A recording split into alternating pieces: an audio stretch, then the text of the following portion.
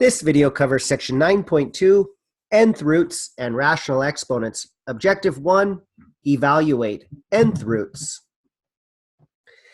In section 9.1, we evaluated square roots. We said because 4 squared is 16, we said that the square root of 16 is 4, or principal square root of 16 is 4.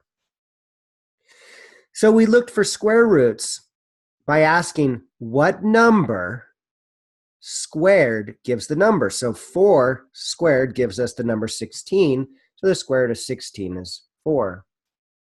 We can do the same thing for cubes. A real number raised to the power 3 is called a cube. And so, for example, since 2 cubed is 8, we say the cube root of 8 is 2. That notation has a 3 as an index in the radical. Cubed root of 8 is 2. So now you have to get used to the index in the radical. That specifies what type of root we're taking. In square roots, we didn't have a 2 in there, but in cube roots we do. And also notice that -2 cubed is -8. So that means the cubed root of -8 is -2. This is different than square roots. Square roots of negative numbers, we said, were not real or undefined.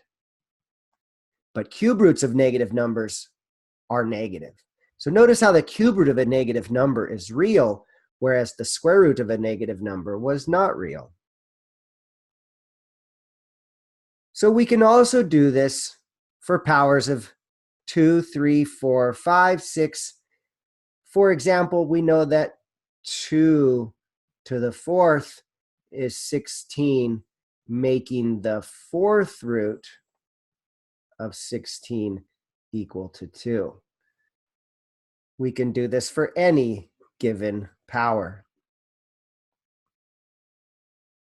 It's what we call the principal nth root of a number a, symbolized by the n in the index, or the v of the radical symbol, the nth root of a, where n is greater than or equal to 2. It's an integer defined as follows. If the nth root of a is b, then b to that nth power is a. When the index on the radical is even, like a square root, the a and the b must be non-negative, greater than or equal to 0.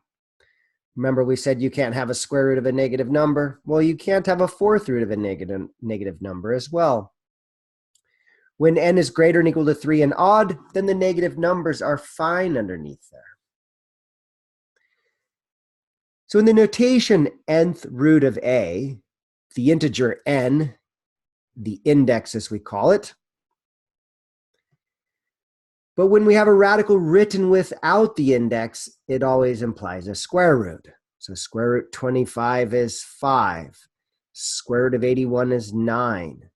When we get to the cube roots, we're asking what number we raise to the 3rd power to get 8, and that would be 2. And 3 cubed is 27, and -2 cubed is -8. 4th roots, we have to ask ourselves what number we're taking to the 4th power to get 16, and that one's 2. And 3 to the 4th power is 81, so that gives us 3. 5th root of 32, what number raised to the 5th power is 32, and that would be 2. What number raised to the 5th power would be 243, and that would be 3. And if the 5th root of 32 is 2, then the 5th root of -32 is -2.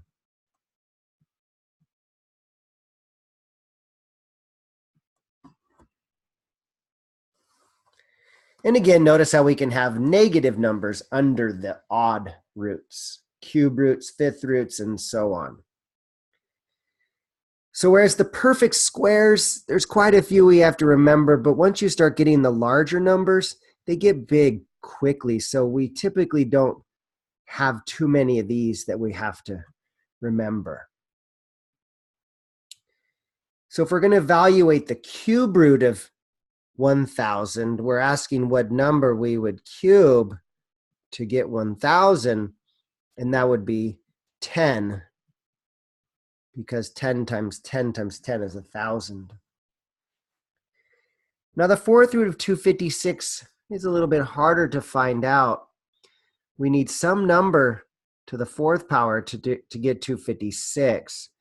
So you kind of guess and check at these things. We know that 3 to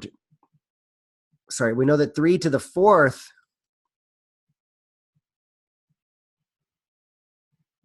is 81. So we check 4 to the fourth.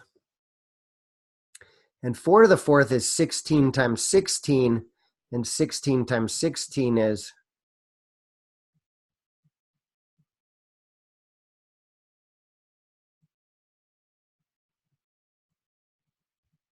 256.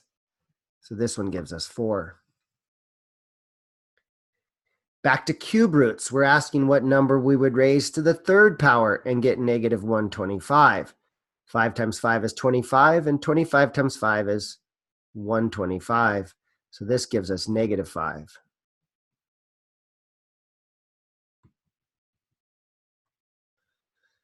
Fourth root of negative 81, we're asking what number we would take the fourth power on to get negative 81.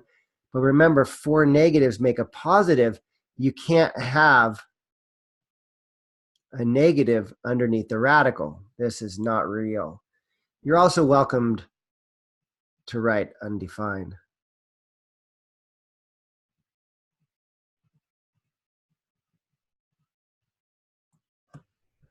And this leads me to your practice problem. Practice 1. I encourage you to press pause in your video and work these out, and come back when you're ready to see the solution.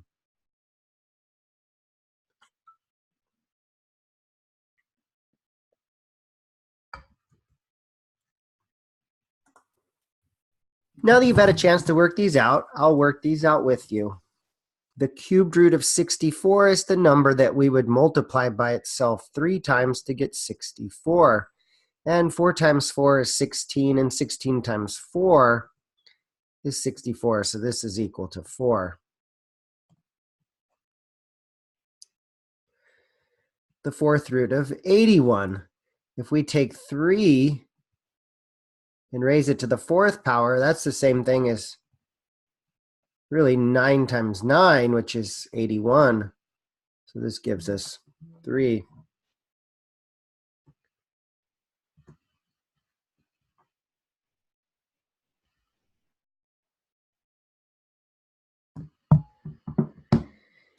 The cube root of 216.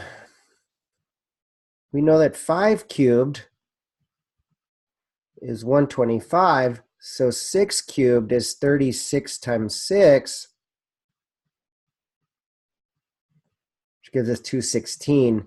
And so if I put a negative on there, that would be a negative 216. So we get negative 6.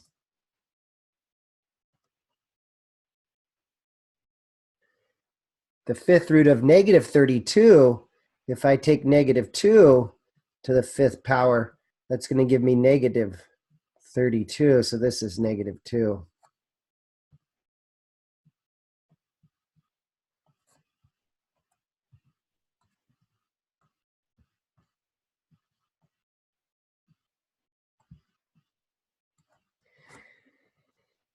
And just like we did with square roots, we estimated them or put them in between their nearest integers.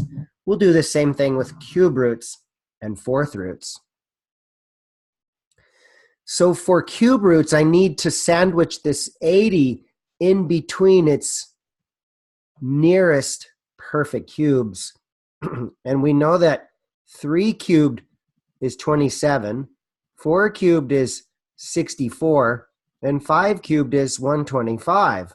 So I can stick 80 between 64, and 125. So that the cubed root of 80 is going to be smaller than the cubed root of 125, which is 5, and the cubed root of 64, which is 4. So we can say that this is bigger than 4 and smaller than 5.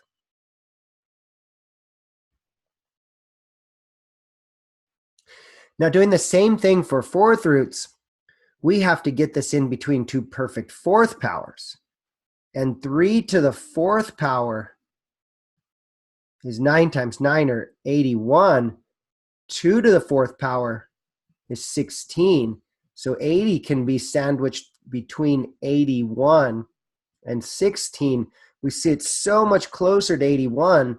So the fourth root of 80 is going to be smaller than 3, just a little bit smaller than 3. So we might call this 2.9. But anyway, we do have it sandwiched between our two perfect fourth powers. And so they're fourth roots 2 and 3, the numbers between 2 and 3. So that leads us to practice 2 for you to try. I encourage you to press pause in your video and work this out, and come back when you're ready to see the solution.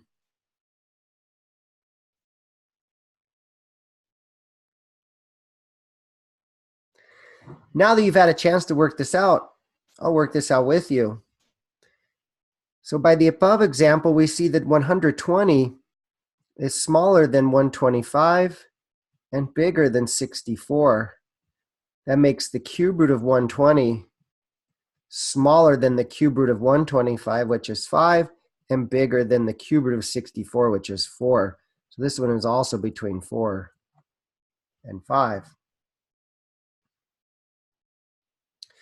For the fourth root of 120, we have to make or find a fourth power that this is bigger than, and a fourth power that it's smaller than. So we've got 3 to the fourth is 81. 4 to the fourth is 16 times 16.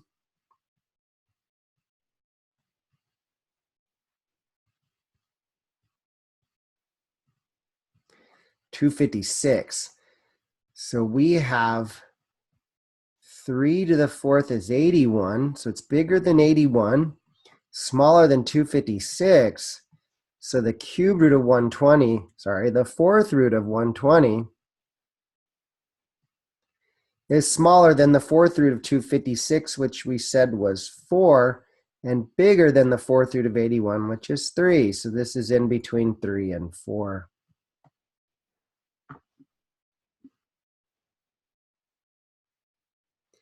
And this concludes the video for section 9.2, nth roots and rational exponents. Objective 1, evaluate nth roots.